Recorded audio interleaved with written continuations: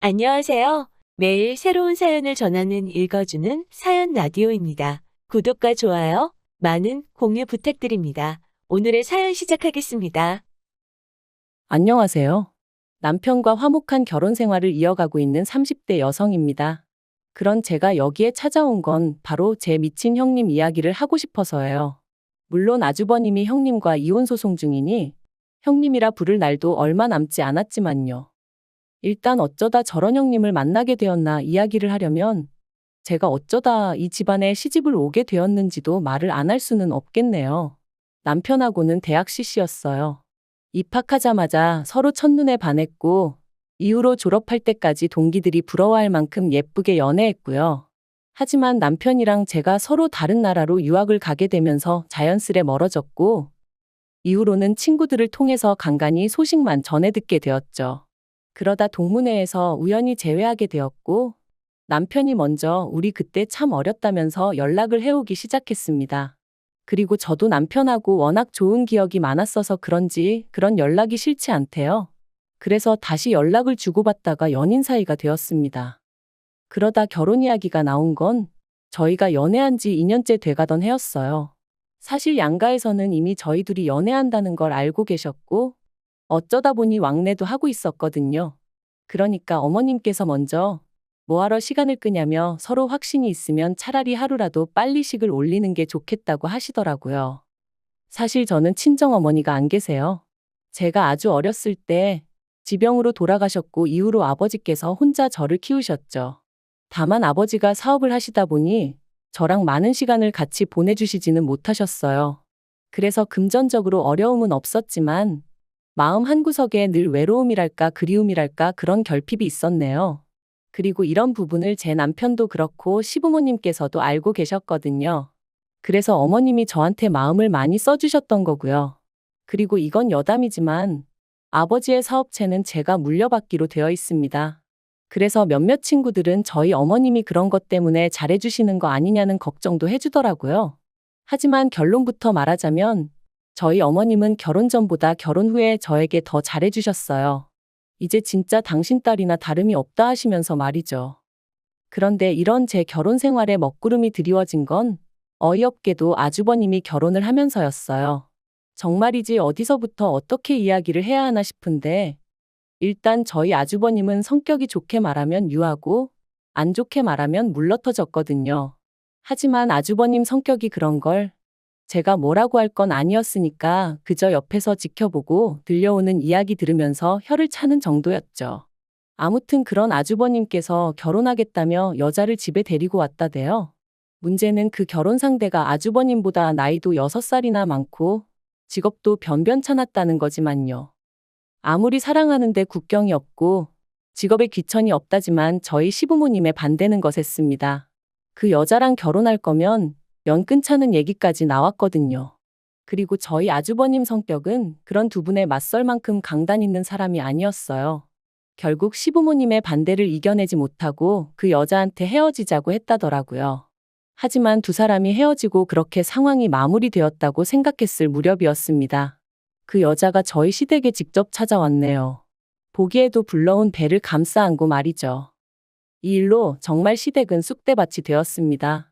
시부모님께서는 원래도 마음에 안 들었는데 임신까지 했다는 사실에 아연실색하셨고 아주버님은 그럼 어떡하냐 그래도 내 핏줄은 내가 책임져야 되지 않겠냐 불쌍한 여자다 그러고 있고 저희 남편이 자기 형이지만 정말 미친 것 같다며 아주 절레절레 난색을 표하더라니까요.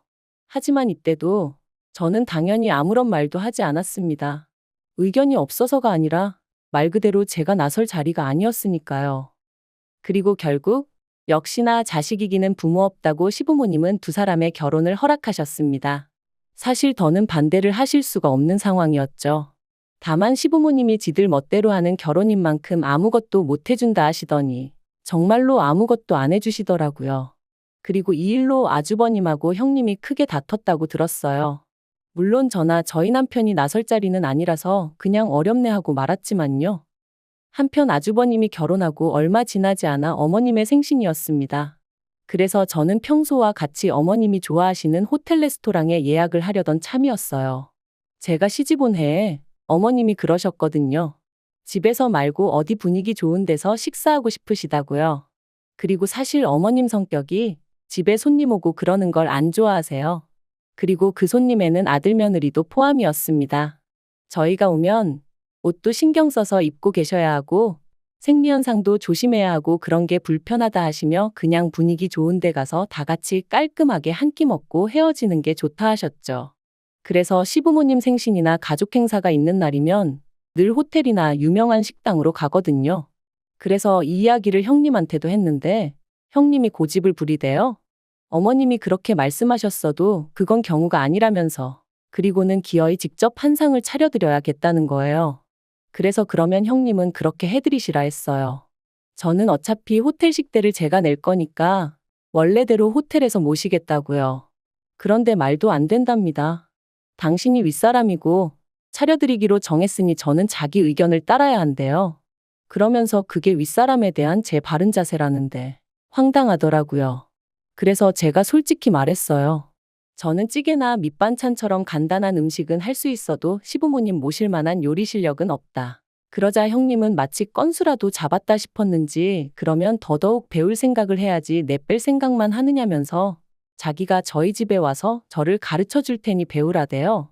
그래서 결국 울며 겨자 먹기로 그러기로 했죠. 그런데 이게 웬걸. 막상 저희 집에 와서는 형님이 이 집은 누가 해줬냐, 이 살림은 누가 해줬냐. 솔직히 지나치다 싶을 만큼 사적인 것들을 물어보는 거예요. 그리고 저는 딱히 숨길 일이라곤 생각을 못하고 사실 그대로 이야기를 했죠. 참고로 집은 양가에서 반반 부담해서 사주시기도 했고요. 그런데 반반이란 단어는 형님 귀에는 들리지가 않은 건지 해놓고 사는 게 이렇게 다를 수가 있냐며 불편한 티를 내대요. 괜한 소리를 했나 싶은 게 얼마나 찜찜했는지 몰라요. 그뿐만이 아니었습니다. 굳이 음식을 가르쳐 주겠다고 없는 시간까지 비워놓게 만들더니 정작 가르쳐 주고 간 건 하나도 없었어요. 그래놓고는 인터넷에 보면 다 잘 나와 있으니까 어머님 생신 당일날 저더러 갈비찜에 잡채에 이것저것 해오라나요? 그런데 거기서 끝이 아니라 시댁으로 바로 가면 안 되고 자기가 먼저 한번 확인을 해봐야 한답니다. 어머님 상에 올릴 만한 건지 아닌지 검사를 해야겠다나요? 그래서 결국 제가 고민 끝에 어머님께 전화를 드렸어요. 그리고는 형님이 어머님 댁에서 생신을 축하드리자고 하는데 어머님은 알고 계신지 물었죠.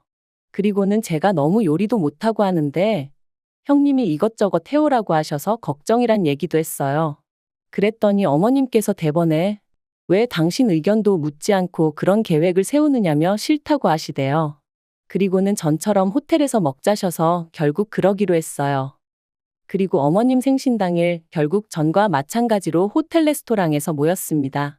모두가 화기애애한 분위기 속에 형님만 안색이 좋지 않았죠. 그리고 그런 모습을 보고 있자니 솔직히 좀 찜찜하긴 했어요. 하지만 제가 형님 기분을 맞춰줘야 하는 건 아니잖아요. 아무튼 식사를 마치고 디저트를 기다리면서 어머님한테 생신 축하드린다는 인사와 함께 준비했던 선물을 드렸습니다. 어머님이 예전에 제 핸드백 보고 너무 예쁘다고 하셨던 게 기억이 나서 같은 브랜드에서 좀 더 어른들이 편하게 드실 수 있는 걸로 샀거든요.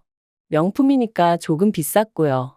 하지만 제 기준에 무리 없는 선이었고 제가 해드리고 싶어서 산 거였으니 크게 문제될 건 없었어요. 무엇보다 어머님이 제 선물을 꺼내보시고는 너무 좋아하셔서 그것만으로도 소위 돈 쓴 보람이 있다 싶었죠. 그런데 그때 형님이 저더러 잠깐 나와보라는 거예요. 이 분위기, 이 타이밍에 싶었지만 당장 제가 안 간다고 하면 분위기가 더 안 좋아질 것 같아서 양해를 구하고 형님을 따라 나갔습니다. 형님이 저를 화장실로 데리고 가서는 지금 뭐 하자는 거냐고 따지더군요. 그래서 제가 뭐가 문제냐니까 자기가 그때 분명히 선물은 20만 원 안에서 살 거라고 했던 거 기억 안 나냐는 거예요. 그래서 기억하고 있다고. 하지만 그건 형님이 그러신다는 거였지 저랑은 상관없는 이야기 아니냐 했습니다. 그랬더니 형님이 지금 자기 엿먹이는 거냐면서 자기가 20만 원짜리를 한다고 했으면 저도 그 정도 선으로 맞추는 게 기본상식 아니냐고. 그런데 보란듯이 비싼 핸드백을 사서 내놓는 거 그거 지금 자기 가지고 노는 거 아니냐대요. 이게 그 말로만 듣던 자격지심인가 싶은 게 황당하기 짝이 없더라고요. 그래서 무슨 오해가 있으신가 본데 저는 형님을 곤란하게 만들 생각은 쥐꼬리만큼도 없었다 했습니다.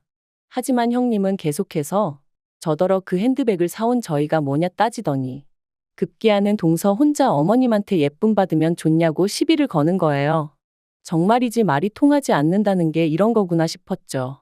그래서 제가 형님은 형님이 하고 싶은 만큼 하면 되는 거고 나는 내가 하고 싶은 만큼 하는 거라고 그뿐이다 했습니다.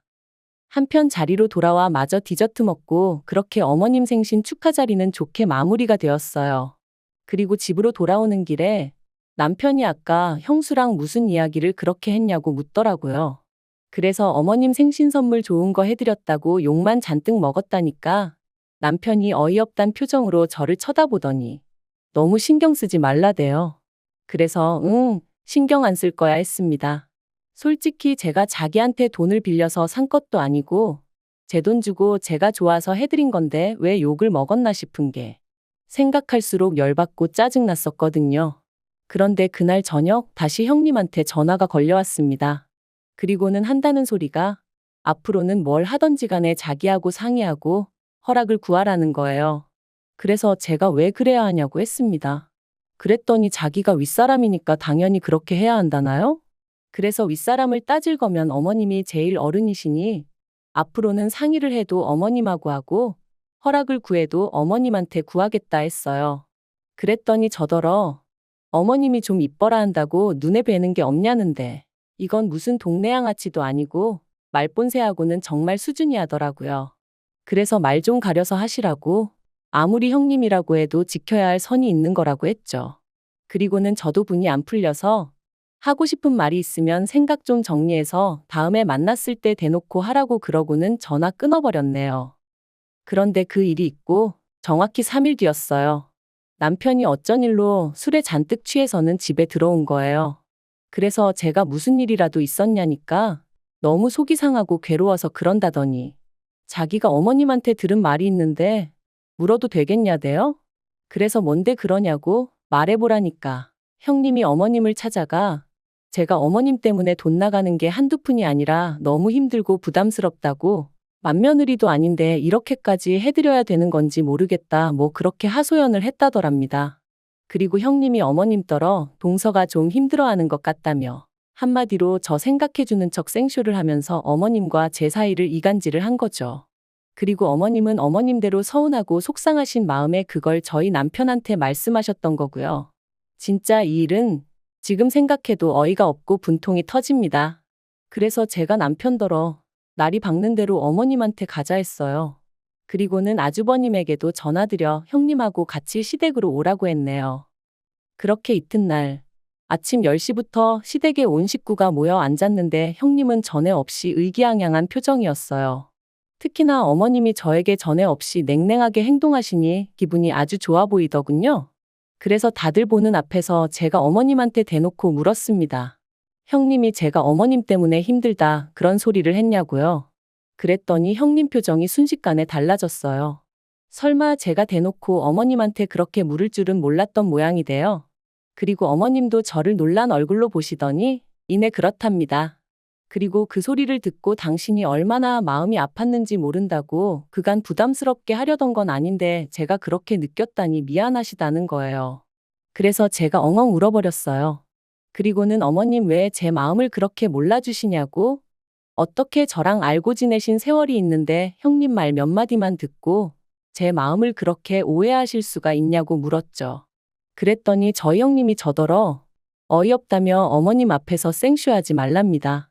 그래서 제가 왜 생쇼를 하겠냐고 되물었어요. 그리고는 형님이야말로 어머님하고 가깝게 지내고 싶으면 노력을 하던지 인품을 갖추던지 하지 왜 없는 말을 지어내서 사람 사이를 이간질을 하냐 따졌네요. 막말로 제가 설령 그런 생각을 했다 쳐도 다른 사람도 아니고 형님한테 털어놓을 이유가 있겠냐면서요. 그랬더니 저희 남편도 하긴 그렇다면서 제가 친구가 없는 것도 아닌데 굳이 친하지도 않은 형수한테 왜 하소연을 하겠냐고. 그러자 아주버님도 이번만큼은 점점 상황 파악이 되었는지 형님더러 이게 무슨 소리냐며 따지고 들었습니다. 그러자 그제서야 형님이 왜 다들 자기한테만 뭐라고 하냐 하더니 급기야는 자기가 봐도 안 되겠다 싶었는지 대뜸 어머님이 제일 나쁘다는 거예요. 장남차남이 엄연히 다른데 매번 동서만 예뻐하시지 않으셨냐 그러시는 거 아니라면서 말이죠. 어머님도 어머님대로 황당한 얼굴이셨지만 저도 정말 어이가 없었어요. 솔직히 자기가 이 집에 시집와서 한 게 뭐가 있다고 어머님이 자기랑 나를 똑같이 대해주셔야 된다고 믿고 있는 건지 기도 안 차더라니까요. 그리고 그때 아주버님이 형님 뺨을 때렸습니다.